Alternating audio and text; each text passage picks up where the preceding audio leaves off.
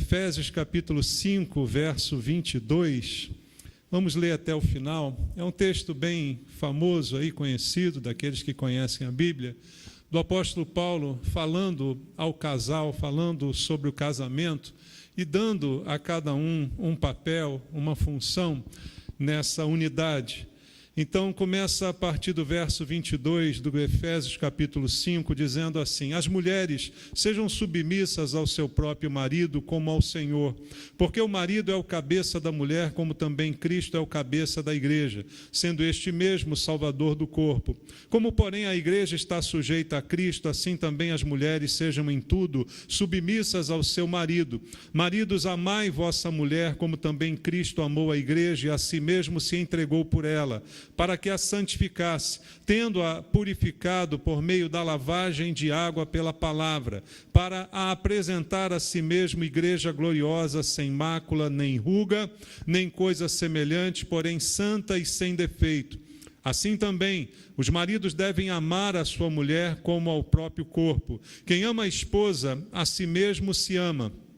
Porque ninguém jamais odiou a própria carne, antes a alimenta e dela cuida, como também Cristo o faz com a igreja, porque somos membros do seu corpo. Eis porque deixará o homem a seu pai e a sua mãe, e se unirá à sua mulher, e se tornarão os dois uma só carne. Grande é este mistério, mas eu me refiro a Cristo e à igreja. Não obstante, vós, cada um de per si, também ame a própria esposa como a si mesmo, e a esposa respeite ao marido. Veja, Paulo faz aqui um resumo de qual deve ser o papel do homem e o papel da mulher nesse relacionamento que é, na visão de Deus, o relacionamento mais importante depois do relacionamento homem-Deus, não é? Homem no sentido genérico. Não há outro relacionamento mais importante a não ser o nosso com Deus. Depois, em segundo lugar, os cônjuges têm entre si o mais importante relacionamento. Aí você pergunta, mas e os filhos, pastor? Os filhos é um relacionamento abaixo desse primeiro, porque os filhos foram gerados por causa desse primeiro. Esse primeiro, como diz Paulo aqui no final do texto que a gente leu, lembrando que está lá em Gênesis, né, ele fala que o homem deixa seu pai e sua mãe, se une à sua mulher e se tornam os dois uma só carne. De fato, esse é o único relacionamento que faz duas pessoas serem completamente transformadas em uma só. E isso não acontece com nenhum dos nossos filhos, por mais que nós os amemos, eles não são uma carne conosco. Pelo contrário, saíram de nós, né, e vão viver a sua vida de maneira independente de nós quando tiverem idade para isso. Então, o mais importante relacionamento depois do relacionamento homem com Deus é o relacionamento marido e mulher. E aqui Paulo faz essas considerações. Bom, o que a gente tem visto são casamentos cada vez mais enfraquecidos, cada vez mais desvalorizados, pessoas hoje se desfazendo do casamento como se ele não fosse nada, como se ele nada representasse, sem nenhuma noção desse conceito de uma só carne, não é? Você, quando casa, normalmente, aqueles que não conhecem a Deus, não conhecem os princípios da sua palavra, imaginam que ao casar estão fazendo um contrato, não é? E às vezes até dispensam esse contrato. Quantas não são as pessoas hoje que dizem, para quê? Isso é só um papel, não precisa disso, é bobagem, o que vale é o que a gente sente no coração. Já ouviram isso, né? Muita gente fala a respeito disso. Então, o que acontece com relação ao casamento é que ele não é somente um papel ou um contrato, mas diante de Deus, uma relação transformadora, tornando dois em um. E nenhum outro relacionamento tem esse poder. Então, nós, primeiro lugar, precisamos valorizar o que se chama casamento. E aí entender o casamento nos princípios da palavra de Deus, para que ele, então, seja a cada dia mais fortalecido. A tendência, irmãos, como tudo que Deus nos dá, é ser uma bênção. Eu preciso entender que meu casamento foi dado por Deus. E esse casamento, como um presente de Deus, foi destinado para ser uma bênção na minha vida. Entende isso? Tudo que Deus nos dá é bênção, é valoroso. e precisa ser cuidado. Quando Deus criou o homem e a mulher e os colocou no jardim, que foi maravilhoso, tal ponto de nós chamarmos de paraíso, um lugar espetacular. Quem criou esse lugar? Deus. A quem ele deu esse lugar? Ao casal. É uma bênção morar no paraíso? Você gostaria de morar no paraíso? Então é uma bênção. Mas essa bênção, Deus disse, cultivem e guardem esse lugar. Ou seja, preciso cuidar da bênção que Deus me deu. É uma coisa linda, maravilhosa, mas eu sou o responsável por preservá-la, por mantê-la, por nutri-la, e a mesma coisa é o casamento. Casamento diante de Deus é uma bênção, é um presente, mas nós precisamos cultivar e guardar. E como fazer isso? Com o que eu penso? Com o que eu leio nas revistas? Com o que eu vou pesquisar na internet? Não, com a palavra de Deus, entende? Ela traz os princípios para que eu fortaleça o meu casamento. Por que eu preciso fortalecê-lo? Porque é a maneira de cultivar e guardar. E também preciso protegê-lo. Por que eu preciso proteger o meu casamento? Porque, como tudo que Deus faz de bom, há um inimigo que tenta deturpar e destruir aquilo que Deus faz de bom. Você conhece quem é esse inimigo? Todos nós sabemos quem é. Abra aí a Bíblia em João capítulo 10, versículo 10. Jesus diz assim: o ladrão vem somente para quê? Roubar, matar e destruir. Quem é o ladrão? É o inimigo de Deus. Ele veio fazer destruição, ele veio roubar e matar. Aí Jesus diz no mesmo versículo, mas eu não, eu vim para que tenham vida e tenham em abundância. Veja, Jesus vem não para roubar, para matar e para destruir, mas ao contrário, para me dar vida e uma vida abundante, de alegria, de paz, de felicidade. O plano de Deus é que o meu casamento seja a coisa melhor do mundo, que a minha casa seja a melhor do mundo, para que eu desfrute dentro dessa casa de tudo aquilo que Deus planejou para mim. Mas há um inimigo que veio para roubar, matar e destruir. O próprio Jesus, que diz que veio para abençoar, me manda tomar cuidado com esse que veio para fazer tudo ao contrário. Então eu preciso fortalecer o meu casamento e ao mesmo tempo protegê-lo daquele que vem roubar, matar e destruir. E hoje tantos casamentos têm terminado. Primeiro porque as pessoas não o valorizam, não entendem o que ele significa, não o encaram como uma bênção, apenas como um acordo que pode ser desfeito a qualquer momento, e não têm a menor noção de que precisam protegê-los, proteger o casamento. Então, é por isso que muitos terminam. Mas essa vida abundante que Jesus disse veio dar, ela está atrelada à palavra de Deus. Jesus disse, eu sou o caminho, a verdade e a vida. A Bíblia diz, a verdade é a tua palavra. Jesus é a palavra. A Bíblia diz, ele é o verbo vivo. O verbo que se fez carne e habitou entre nós. A palavra viva de Deus. Então, manter a vida abundante depende da palavra de Deus, na minha casa, no meu coração. Guiando os princípios, guiando as minhas atitudes, guiando aquilo que eu faço o todo tempo. Então, não são as filosofias do mundo que vão salvar o meu casamento, ou sustentá-lo, ou protegê-lo, ou guardá-lo. Não são elas que vão torná-lo uma bênção, mas a verdade da palavra de Deus. Deus não nos deixa sem orientação. Daí o texto que Paulo nos trouxe, nós lemos aqui no início dessa mensagem. É uma orientação de Deus para que eu proteja meu casamento, para que eu cultive e guarde o meu casamento, para que eu o transforme na bênção que Deus planejou para a minha vida. Mas para isso, eu preciso ler a palavra e eu preciso praticar a palavra. Domingo passado à noite eu preguei sobre a prática da palavra. Ouvir é muito bom, mas praticar é infinitamente melhor. O texto que eu li aqui, em Efésios 5, se os irmãos têm algum tempinho de crente já e conhecem um pouquinho da Bíblia, já devem ter lido esse texto aí. Se você não leu, beleza, mas a maioria daqueles que têm um pouquinho mais de intimidade com a palavra, já leram esse texto aqui, já conhecemos isso aqui, já estamos até cansados de ler. Mas a questão é, a gente pratica o que a gente leu? Eu assumo o papel de marido desse texto em relação à minha mulher, e a minha mulher assume o papel de esposa desse texto em relação a mim. É isso que vai proteger o meu casamento, é isso que vai torná-lo uma bênção. Cada um exercendo o seu papel, a sua função. E esse papel não foi dado por um roteirista de novela, esse papel foi dado por Deus. Ele tem um papel para mim, ele tem um papel para você. E é o que o texto está mostrando aqui para mim. As diferenças da atuação do homem e da mulher. Você podia dizer, mas não são uma só carne? Então poderia ser um papel para todos dois da mesma maneira. Nós nos tornamos uma só carne, mas Deus ainda nos vê na nossa individualidade como pessoas diferentes. Homem tem características diferentes da mulher. Nós temos gênero biológico totalmente diferente.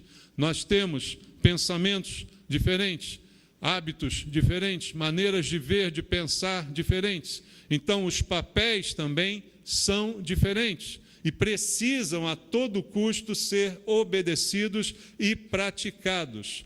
Diante de Deus, todos nós somos iguais. Deus não prefere os homens. As mulheres digam amém. Mas Deus também não prefere as mulheres. Os homens digam amém.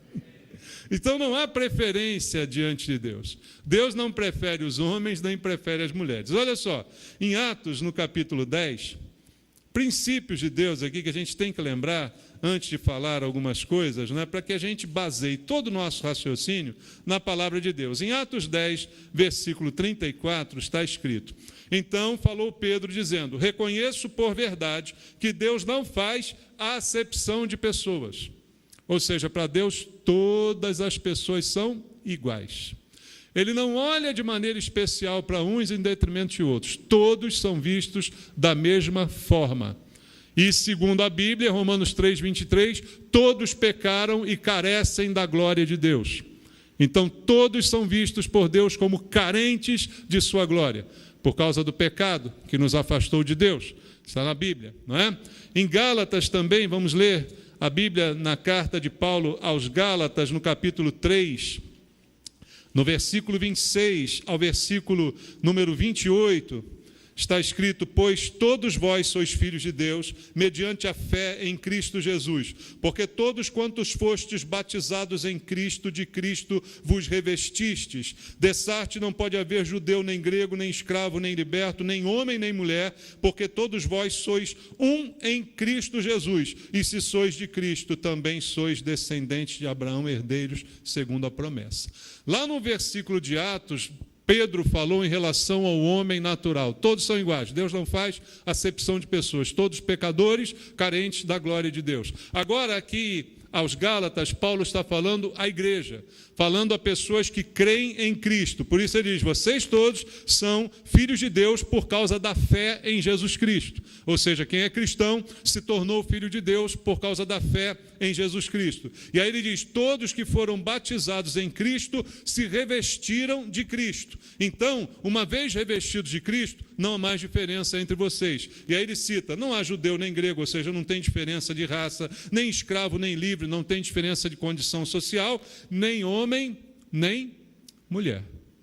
O homem e a mulher são absolutamente iguais diante de Deus. Está claro isso? Entenderam? Princípio claro na palavra de Deus. Não há diferença. Então, quando eu olho o texto de Paulo, trazendo para mim os papéis de um e de outro, em primeiro lugar eu tenho que pressupor a verdade do que está no texto, de que eu sou igual à minha mulher, mas, diante de Deus, mas tenho papel diferente do dela. Eu tenho um, ela tem outro. O papel de um não o torna mais importante do que o outro. Dá para entender esse princípio? Baseado no que vimos aqui, se ambos são iguais diante de Deus, apenas uma questão de papel. Ser humano é tudo igual. Se ele é judeu ou grego, não importa. Se ele é escravo, se é livre, não importa. Se ele ganha mais ou ganha menos, não importa. Se ele é chefe ou se é empregado, não importa. Concorda? Então, são papéis que a gente assume durante a nossa vida. Você tem um papel na sociedade, você tem um emprego. E aí você vai dizer que o presidente da sua empresa é uma pessoa melhor do que você? Só porque ele é o presidente da empresa? Não, ele está exercendo um papel, você está exercendo outro. Dá para entender? Assim também Deus ordenou as coisas dentro do casamento, não por questão de importância de um sobre o outro, mas por questão de ordem. Então, o primeiro passo que eu tenho que dar, olhar para mim como um membro desse casamento, né, dessa unidade proposta por Deus, e entender que eu preciso assumir o meu papel para que as coisas caminhem como Deus deseja que caminhem e eu possa viver a vida abundante que Deus prometeu para mim. Então eu preciso, em primeiro lugar, me concentrar no plano de Deus para mim. Veja, no casal, mesmo os cristãos, quando enfrentam algum problema, se queixam. O meu marido não está fazendo a parte dele. A minha mulher não está fazendo a parte dela. E nós ficamos concentrados naquilo que um ou outro achamos que o outro não está fazendo. Mas esse é o momento de nós nos concentrarmos na nossa parte. Antes de eu analisar se o outro está fazendo ou não, eu preciso perguntar para mim mesmo, diante de Deus, eu estou fazendo a minha parte? É fácil a gente reclamar dos outros, quando nós não fazemos a parte que nos cabe. Dá para entender isso? Isso serve para todos os outros princípios. Às vezes você ouve uma palavra na igreja sobre pecado, aí você pensa em alguém. Mas não é para você pensar em alguém, é para você pensar em você. Você pensar, será que sou eu que estou fazendo isso? Será que essa palavra ela tem a ver comigo, com o meu comportamento? Então, antes de eu pensar nos erros do meu cônjuge, eu tenho que perguntar para mim mesmo diante de Deus, eu estou cumprindo o meu papel como homem? Ou você, como mulher, está cumprindo o seu papel para depois reclamar do seu marido ou observar algo em que ele está falhando? Então, a gente precisa se concentrar naquilo que Deus tem para nós, no papel que Deus nos deu. Em primeiro lugar, eu preciso cumprir bem o meu papel, para depois eu poder pensar em reclamar alguma coisa do outro. Primeiro, eu tenho que estar 100% alinhado a que Deus espera de mim e confiando, inclusive, que Deus vai operar também na vida do meu cônjuge para que ele também cumpra o seu papel e a gente viva em equilíbrio segundo Deus deseja. Então, cada um no casamento, a primeira coisa que devemos fazer é cuidar de desempenhar bem o nosso papel. O problema é que muitos de nós casamos sem ter esta informação. A gente deveria receber um manual quando casa. Na verdade, recebemos, está aqui, ó. É só usar, né? Mas talvez um manual mais bem explicadinho.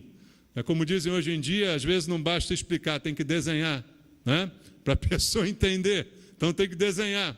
Talvez a gente tivesse que ter um manual mais desenhado, para dizer, olha, a primeira coisa que você tem que saber quando casa é que você tem funções, que você tem papel, que você tem obrigações. Você não pode casar pensando só nos benefícios que você vai receber, mas também nas obrigações que você está assumindo. Você fez promessas diante de Deus num altar. Você está assumindo a responsabilidade de fazer aquilo que Deus quer que você faça diante do casamento. Entende isso?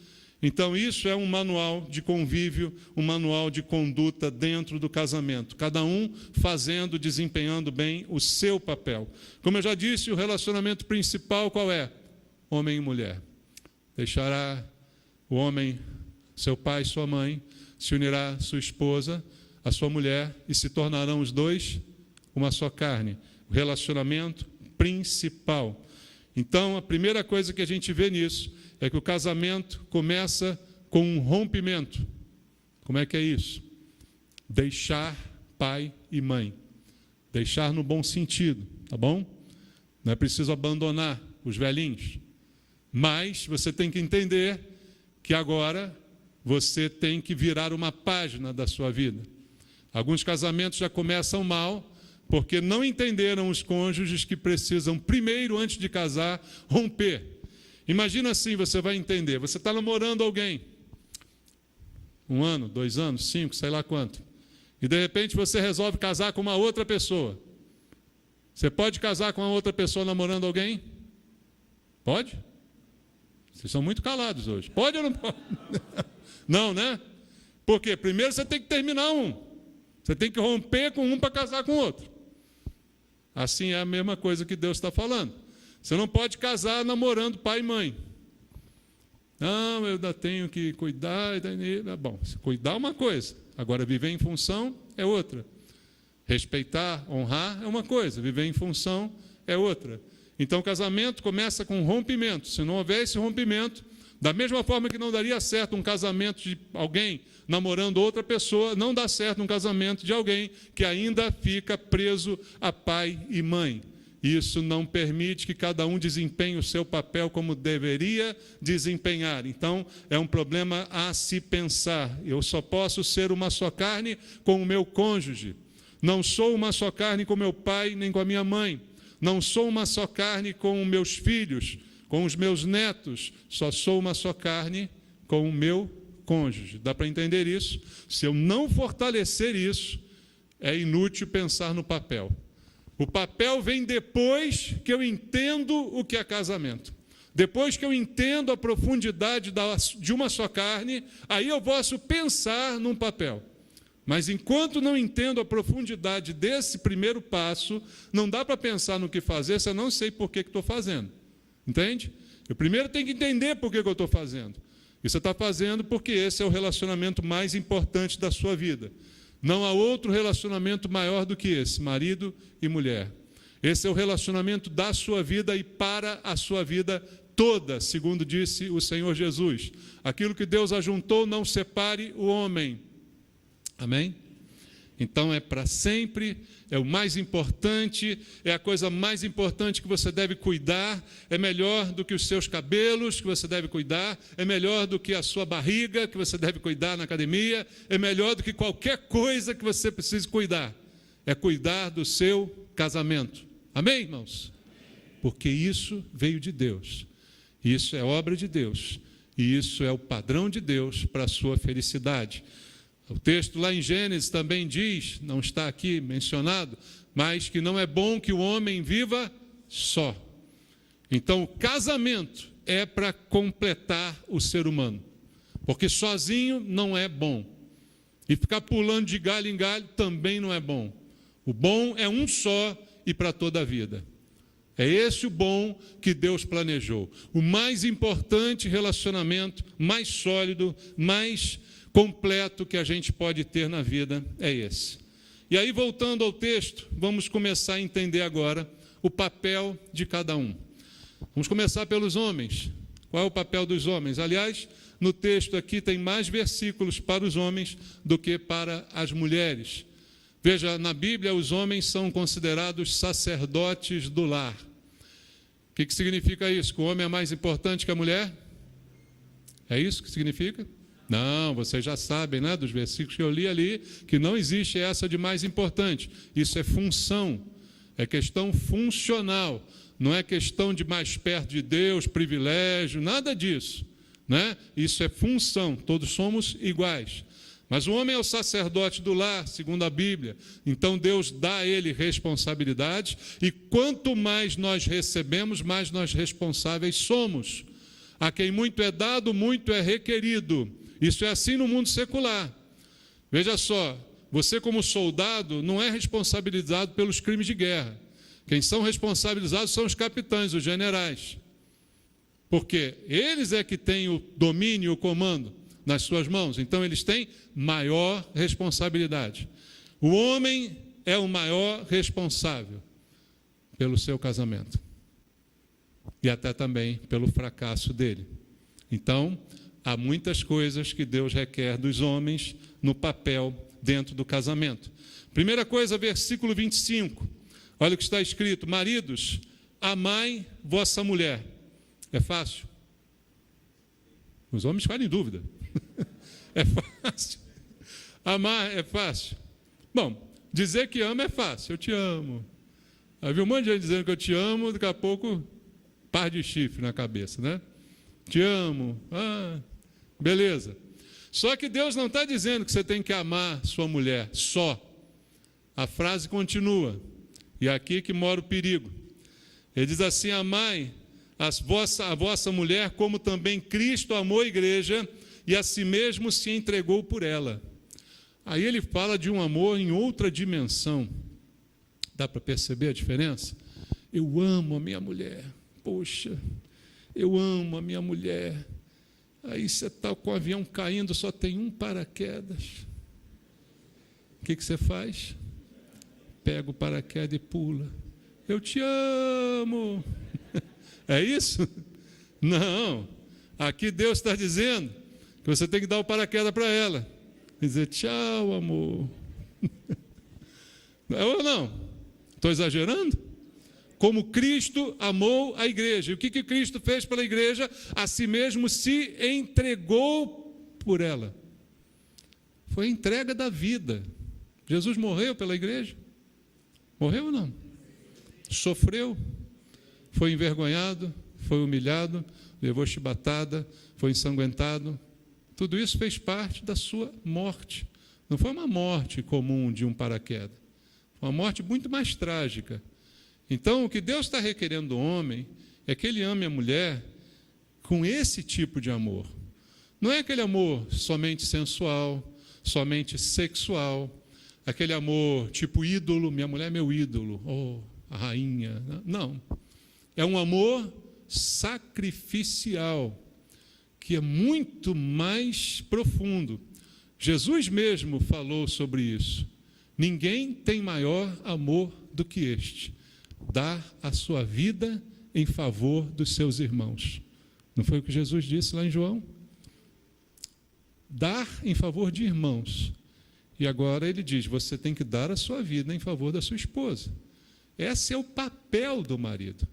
O marido tem o papel, a função dada por Deus de se sacrificar pela mulher. E se ele se sacrifica, quer dizer que ele sofre até se for preciso. Então não é um mar de rosas, é algo de responsabilidade, porque você é o sacerdote, você é o condutor do ônibus, você é o capitão do navio. O que você espera do capitão do navio? Que ele faça igual aquele do Costa lá, que quando o navio bateu no coral, o primeiro a pular foi ele, fica lá de fora. É isso que você vai fazer? O navio bateu. Em vez de desembarcar os passageiros, ele foi o primeiro a sair do navio. Não, o comandante sai por último. Ele vai sofrer até o final. Essa é a responsabilidade, a principal, que Deus está trazendo aqui sobre o homem. É um amor incondicional. Porque é um amor que dá a própria vida. Para dar a própria vida, não pode ter condição.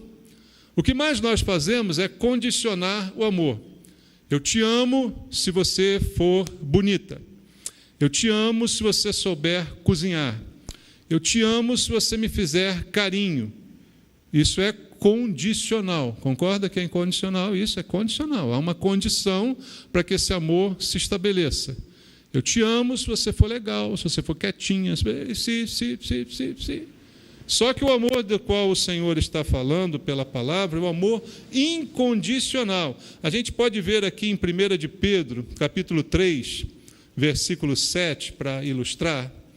Na primeira epístola de Pedro, capítulo número 3, verso 7.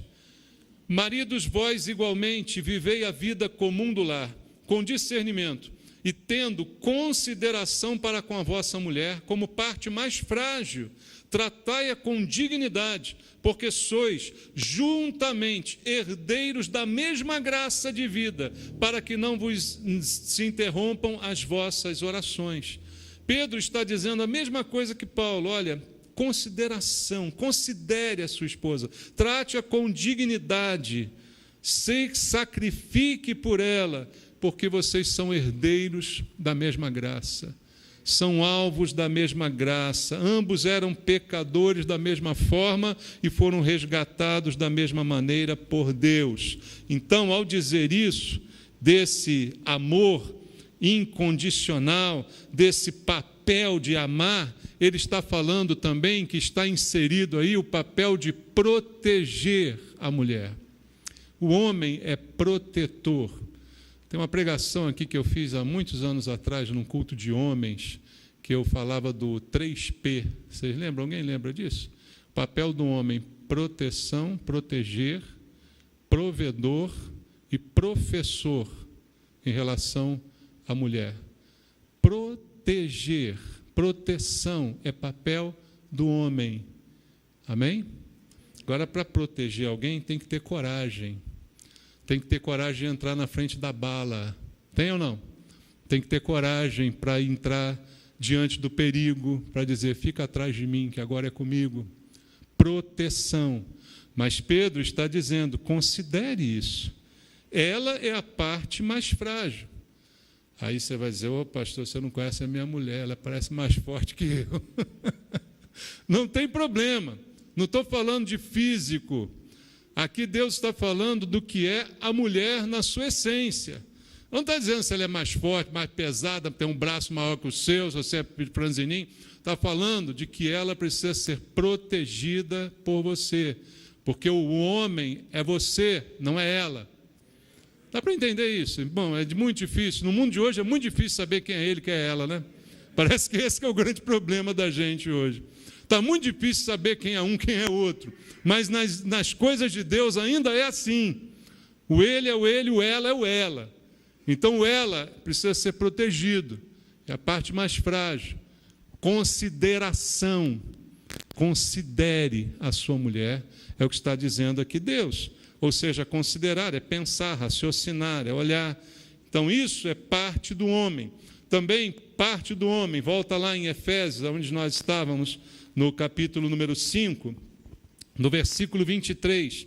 Porque o marido é o cabeça da mulher, como também Cristo é o cabeça da igreja, sendo este mesmo o salvador do corpo. Aí o homem fica todo orgulhoso: eu sou o cabeça. O cabeça sou eu. Eu já disse para você que não tem gente mais importante do que outra nesse mundo. Ser o cabeça só aumenta a tua responsabilidade. Ser o cabeça só aumenta o nível de cobrança sobre você. Você é o capitão do navio. Você afunda com o navio. Você salva todo mundo, mesmo que você tenha que morrer para salvar. Não foi isso que Jesus fez? Salvou todo mundo, mas para salvar teve que morrer. Então, é isso que Deus está dizendo em relação ao homem. E quando coloca como cabeça, do que está falando a Bíblia? Está falando de liderança. O homem precisa liderar. E a gente tem uma ideia errada sobre o que é liderança. Muitas vezes nós queremos ser líderes, mas estamos preparados para liderar? Psicologicamente, estamos preparados para liderar? Estamos entendendo o que significa isso, a nobre responsabilidade? Ou entendemos a liderança apenas como uma posição de destaque? Olha, eu sou o líder, olhem para mim porque eu sou o cara, eu cheguei aqui porque eu me esforcei e tal. Então, isso é muitas vezes a ideia errada que a pessoa tem de liderança.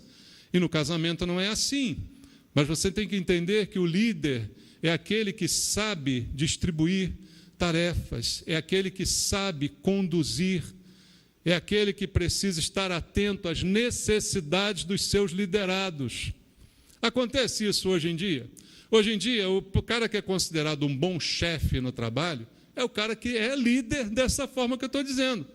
Mas os líderes atuais ou os chefes atuais, muitos deles não aprenderam assim. Então acha que ser chefe é apenas ficar dando ordem. Faz isso, faz aquilo, faz aquilo, faz aquilo. O chefe, o líder é um facilitador, é o conceito atual hoje na empresa. É aquele que facilita o trabalho dos outros, que distribui, que coordena, que estimula, que incentiva. Esse é o papel do homem. O homem é o cabeça nesse sentido. E o exemplo do homem é Cristo.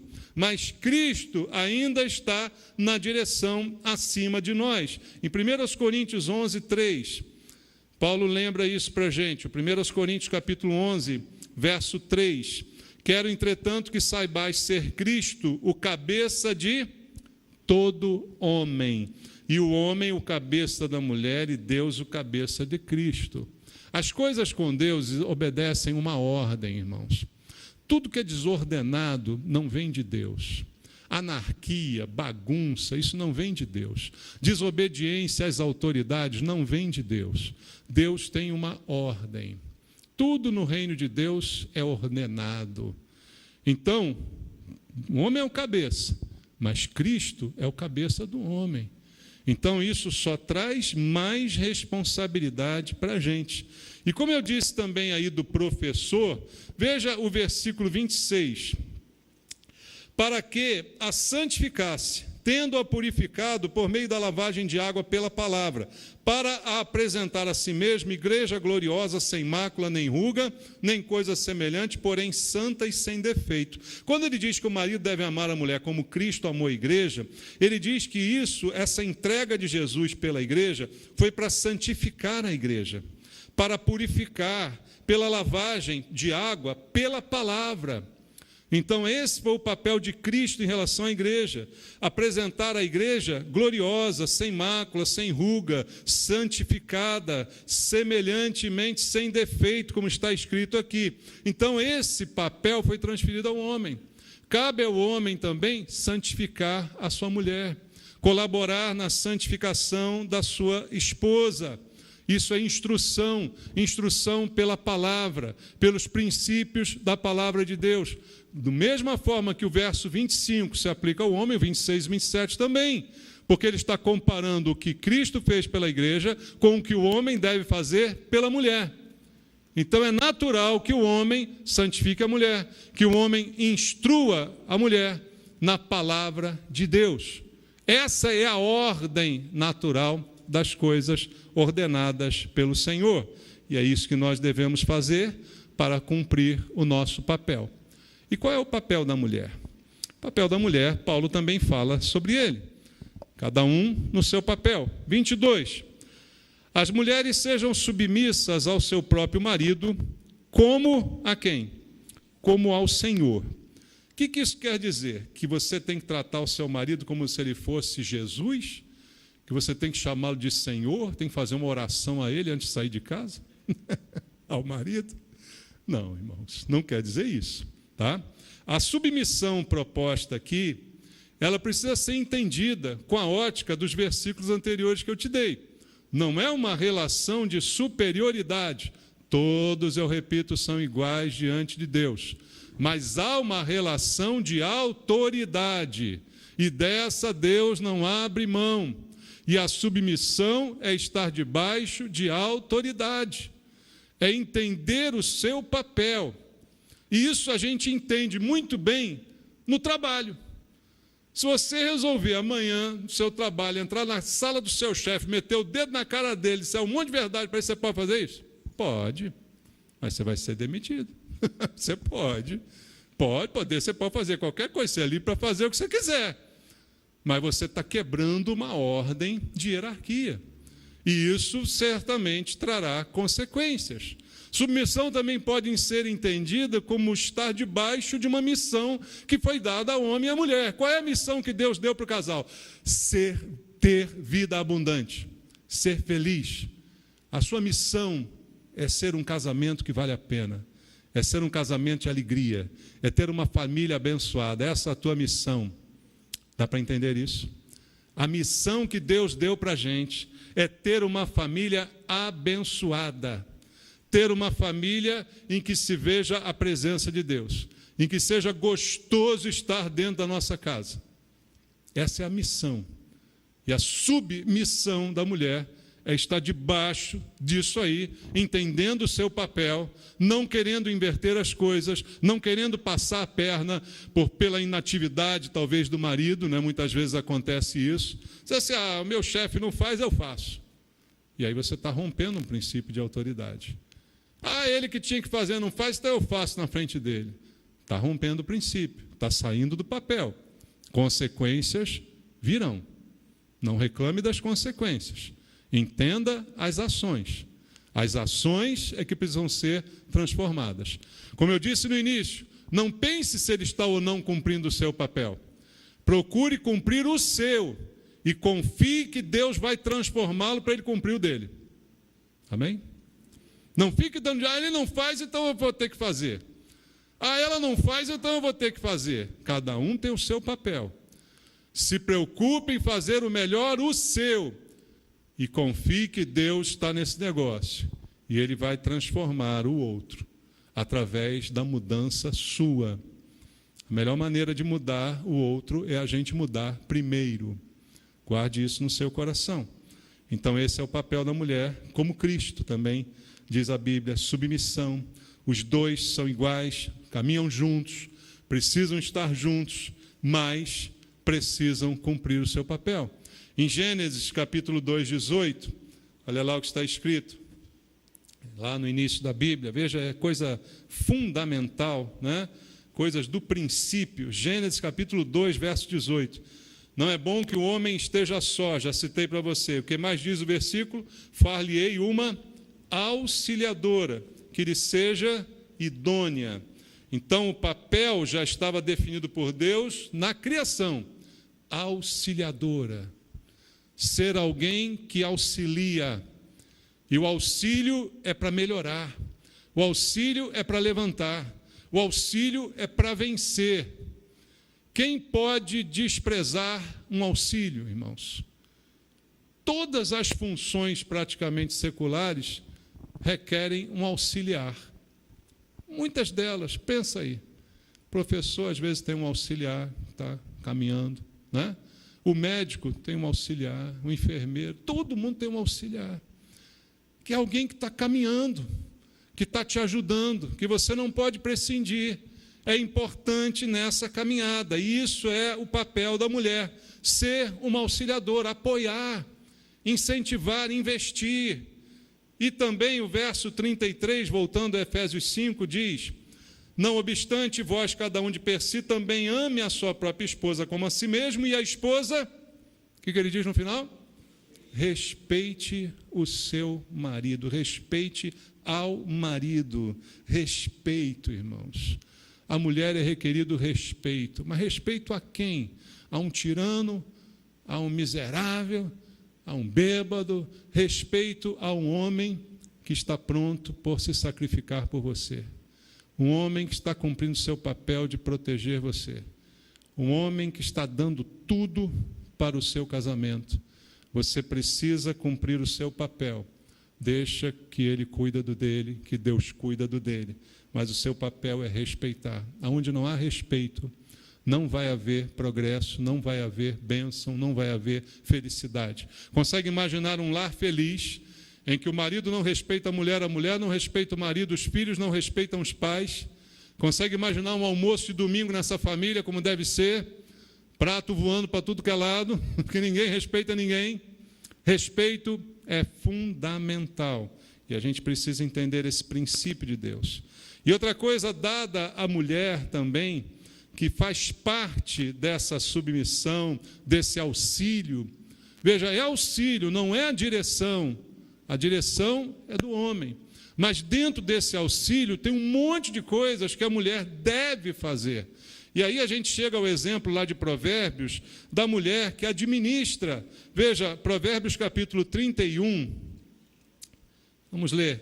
Provérbios capítulo 31, a partir do verso 13, fala aqui de uma mulher virtuosa. E veja, o que essa mulher faz é muito mais do que aquela imagem que a pessoa tem que ser submissa aqui, se meu marido fizer, se não fizer. Não, é uma mulher ativa, porque não há diferença entre homem e mulher, mas cada um exerce o seu papel com respeito, com dignidade. O auxílio da mulher é fundamental para que o homem possa crescer, irmãos. E com o homem crescendo, cresce a família, cresce o casamento, cresce o respeito. Mas o auxílio da mulher é fundamental. E a mulher de Provérbios 31, a partir do verso 13, diz, olha, busca lã e linho e de bom grado trabalha com as mãos. É como o navio mercante, de longe traz o seu pão. É ainda à noite já se levanta e dá mantimento à sua casa e as tarefas às suas servas. Examina uma propriedade e adquire-a. Planta uma vinha com as rendas do seu trabalho. Cinge os lombos de força e fortalece os braços. Ela percebe que o seu ganho é bom e a sua lâmpada não se apaga de noite. Estende as mãos ao fuso, mãos que pegam na roca. Abre a mão ao aflito e ainda a estende ao necessitado. No tocante à sua casa, não teme a neve, pois todos andam vestidos de lã escarlate. Faz para si cobertas, veste-se de linho fino e de púrpura. Seu marido é estimado estimado entre os juízes, quando se assenta com os anciãos da terra. Ela faz roupas de linho fino e vende-as e dá cintas aos mercadores. A força e a dignidade são os seus vestidos, e quanto ao dia de amanhã, não tem preocupações. Fala com sabedoria e a instrução da bondade está na sua língua. Atende ao bom andamento da sua casa e não come o pão da preguiça. Você viu essa mulher aqui, narrada pela Bíblia? Essa mulher é submissa ao seu marido. Se ela é uma mulher abençoada, ela é submissa. Mas você vê o que uma mulher submissa é capaz de fazer? Comprar, vender, negociar, cuidar, batalhar, suprir a casa, agasalhar todo mundo, trabalhar, não come o pão da preguiça. Meu irmão, a vida de casal é uma vida a dois. Se um cair, o outro cai também. Dá para entender isso? Então, os dois têm que lutar para que o casamento, para que a família seja sustentada. Se não está acontecendo condição financeira, a mulher tem que ajudar o seu marido, fazendo alguma coisa. Nem que seja com as mãos e vendendo, como essa mulher aqui fazia. Tem que fazer alguma coisa. A submissão inclui também estar debaixo dessa missão, não deixar o barco afundar. Se o barco afundar, o marido é o último que vai morrer lá. Mas a mulher não pode ser peso morto no barco. Já tentou remar um barco com uma vaca sentada na ponta do barco? Já tentou fazer isso? Imagina, pega um barquinho a remo, bota uma vaca lá na proa do barco e tenta, fazendo peso lá. Não dá. Está entendendo? Não estou chamando ninguém de vaca não, tá? É só uma alusão, tá? Apaga. Mas não dá, não pode fazer peso no barco, tem que ajudar. Essa mulher não é aquela imagem da mulher submissa, que pede bênção ao marido, que, né, aquela coisa, que o pessoal não entende submissão, e muitos homens também não entendem, acham que submeter a mulher, dizer, mas faz isso, né? Liderança, lembra do que é liderança? Não é isso que Deus aprova, subjugar, humilhar, isso é errado, isso é do demônio, irmãos. Deus aprova alegria, Deus aprova um lar abençoado, em que ambos estão cansados, mas estão felizes, porque há paz nessa casa, porque se deitam e dormem, porque se amam, porque os filhos podem não ter os eletrônicos mais modernos, mas são felizes e amam os seus pais. Isso é que faz diferença. E isso precisa ser construído. E para encerrar, eu queria falar, e qual é o papel que é dos dois? A gente falou do homem e falou da mulher, mas tem um papel para os dois, papel para o casal que de ambos é requerido. O primeiro princípio disso está em Amós 3:3. Andarão dois juntos se não houver entre eles acordo. Dá para andar junto com alguém se a gente não anda em acordo? Dá para cada um querer ir para um lado? Dá para cada um puxar a carroça para um lado? A Bíblia diz lá em Deuteronômio que a carroça não pode ser puxada por boi e jumento ao mesmo tempo. Não sei quem é o boi e quem é o jumento na casa de vocês, mas não pode. A Bíblia diz que a carroça tem que ser puxada por dois animais iguais, com a mesma força, a mesma direção. Por que não pode puxar por boi e jumento? Porque a força é diferente e a carroça vai envergar. Então, andar em acordo é puxar com a mesma força, puxar para o mesmo lado. Não é cabo de guerra, casamento. Vamos ver quem é mais forte. Cada um puxa de um lado e tenta trazer o outro para o seu lado. Acordo não é isso, não é cabo de guerra. Acordo, às vezes, é a gente ceder. E aí o homem diz, mas eu sou o cabeça, quem tem que ceder é ela. Não é verdade isso. O líder, cabeça, não é cabeça dura não, tá, animal? Não sei quem é um animal também, tá? Não é para você não, é para o outro. Estou falando para o outro aí, não é para ninguém aqui não, tá? É para o que está ouvindo pela internet. Tá bom? Não, é verdade, porque aqui não, aqui só tem gente boa. Mas o cabeça não é o cabeça dura, né, que quer mandar, que tem que fazer o que eu quero. Acordo não é um fazer o que o outro quer, está entendendo? Acordo é unidade, é união, é juntar. Acordo é o bem comum, acordo é a alegria comum, é o que é bom para os dois. Casamento busca o que é bom para os dois. Isso vale em todos os princípios. Pensa na área sexual agora. Sexo, às vezes, é um problema no casamento. Sabe por quê? Porque o que um quer não é bom para o outro. E aí só pensa no que é bom para si mesmo. E a gente tem que usar o mesmo princípio. Tem que ser bom para os dois. Os dois têm que gostar igualmente, os dois têm que ser felizes igualmente, os dois têm que ter prazer igualmente. Ninguém é escravo do prazer do outro. Dá para entender isso? Princípio. Você vê, Deus fala um princípio, mas você tem que estender para todas as áreas. E o casamento tem várias áreas, mas todas elas, vividas sob o mesmo princípio, darão certo da mesma maneira. Fazer esse acordo é muito importante.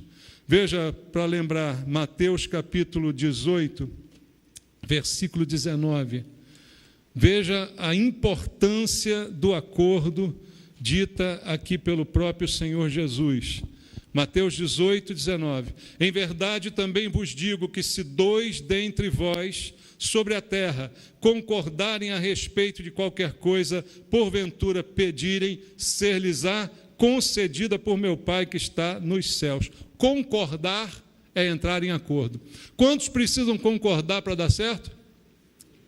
Aqui no texto, quantos? 2. Você e seu cônjuge são quantos? Já basta? Está vendo como é que muda uma coisa se você concordar com ele, se ele concordar com você? Olha o poder que tem nisso para fazer as coisas darem certo, para orar a Deus, para colocar a casa, a família, os filhos. Jesus disse, só falta 2.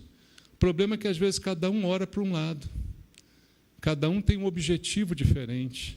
Cada um tem um alvo diferente na vida. Um quer ser uma coisa, outro quer ser outra, totalmente diferente. Um quer ir para um lugar, outro quer ir para outro lugar, totalmente diferente. Um quer um negócio, outro quer outro, e não sabem chegar num acordo. Deus não vai ouvir essa oração. Imagina, é igual aquela oração que um irmão faz contra o outro. É igual orar por time de futebol. Já viu? Tem gente que ora pelo time de futebol. Você já viu a inutilidade que é orar pelo time de futebol? Vai ter a final agora, Fluminense e Vasco. Eu sou fluminense para orar pelo Fluminense. Tem algum vascaíno aqui? Tem? Amém? Eu não sei se é amém não, mas tudo bem.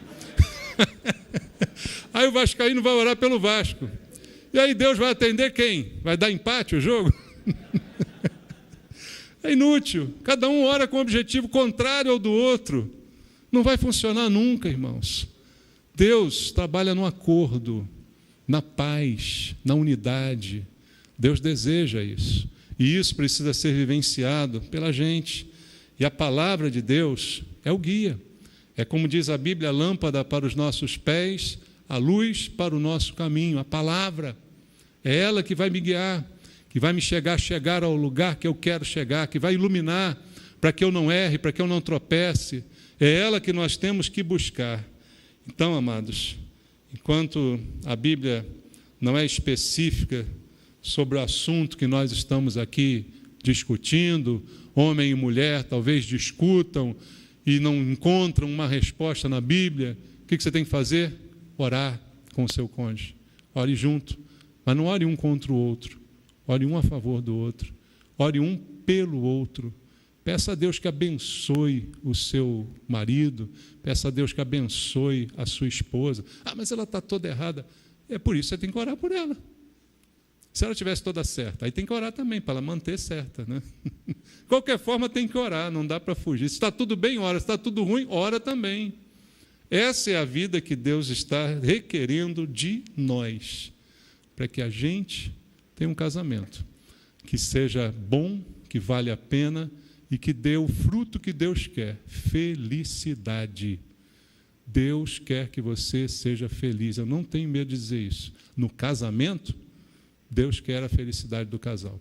Deus não ajunta ninguém para viver um inferno. Deus não coloca ninguém debaixo do mesmo teto para viver como se fosse numa arena de briga.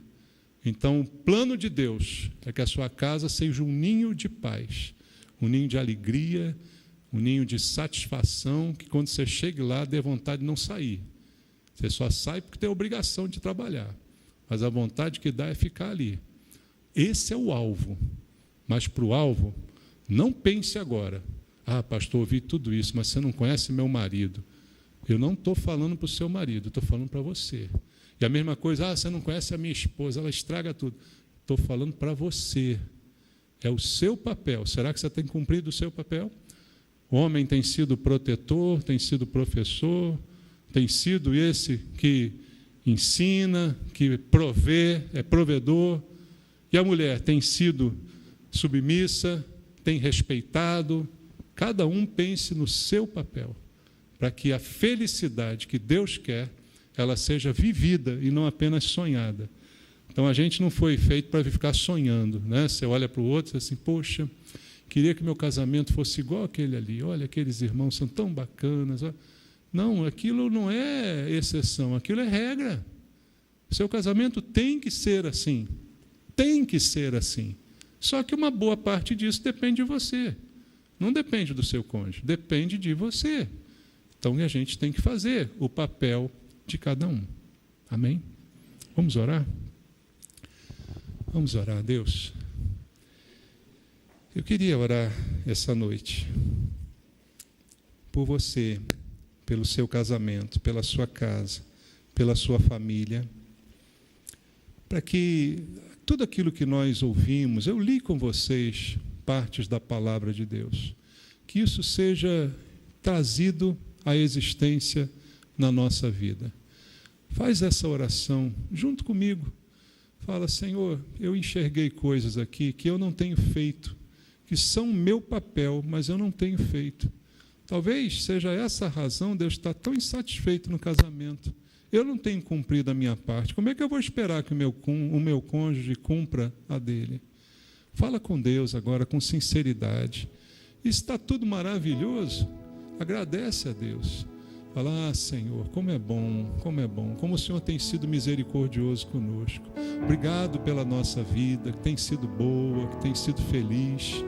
Isso é uma raridade hoje em dia, irmãos. O seu caso é uma exceção, não devia ser, mas nesse mundo ele é uma exceção. Peça a Deus agora, Senhor, transforma a minha vida, transforma as minhas atitudes, me ajuda a cumprir o meu papel. Me ajuda, Senhor, a te obedecer completamente, sem reservas. Não deixa eu dar desculpas para os meus erros, mas que eu encare os meus erros e perceba que eu preciso mudar. Não permita, Senhor, que eu caia no cinismo de botar a culpa no meu cônjuge, de botar a culpa em circunstâncias. Se eu não estou fazendo, se eu não estou cumprindo o meu papel, a culpa é minha. Eu assumo a culpa essa noite. E eu te peço apenas ajuda, Senhor, para que eu possa cumprir o meu papel, para que eu possa iniciar a transformação da minha casa, num lar de alegria, de bênção, de paz, de felicidade. Eu te peço, meu Deus, junto com os meus irmãos, por uma transformação, por uma mudança e principalmente um quebrantamento. Quebranta o coração duro essa noite, Senhor. Quebranta o coração mais duro, trazendo a humildade para reconhecer o problema sou eu. Não quero dar desculpa por dizendo que o culpado é o meu cônjuge. O culpado sou eu. Quebranta o nosso coração, meu Deus. Quebranta essa noite, para que haja mudança e para que o fruto dessa mudança seja a paz e a alegria que o Senhor tem para mim. E eu não quero abrir mão dela. Eu oro pelos casais aqui, Senhor, pedindo um milagre na vida de cada um, uma conscientização, uma mudança, uma transformação, uma disposição, meu Deus, em nome de Jesus. Que Deus te abençoe. Amém. Graças a Deus. Vamos louvar ao Senhor, irmãos.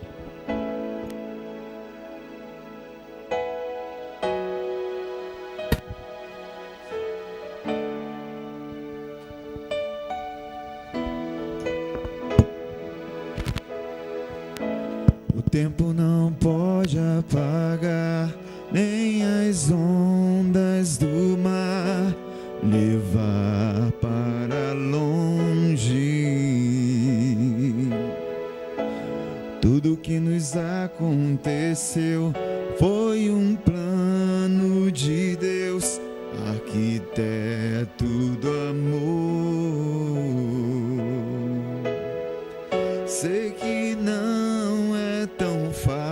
fácil viver a dois. Se há flores na estrada, há espinhos também. O que mais me conforta é saber que o amor nunca vai acabar. O tempo não pode apagar nosso amor. Eu irei contigo para onde for. As muitas águas não poderão afogar. O que Deus uniu não vai acabar. O tempo não pode apagar nosso amor. Eu irei contigo para onde for. As muitas águas não poderão afogar. O que Deus uniu não vai acabar. O tempo não pode apagar nem as ondas do mar levar para longe. Tudo que nos aconteceu foi um plano de Deus, arquiteto do amor. Sei que não é tão fácil viver a dois. Se há flores na estrada, há espinhos também. O que mais me conforta é saber que o amor nunca vai acabar. O tempo não pode apagar nosso amor.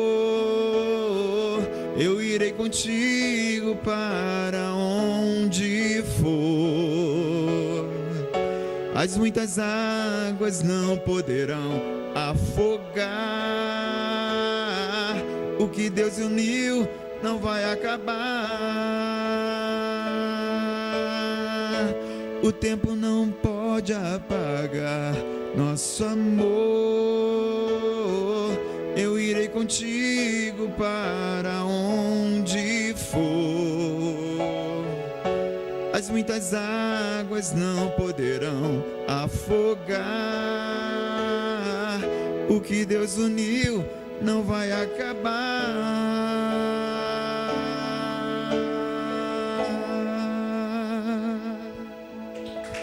Amém, glória a Deus.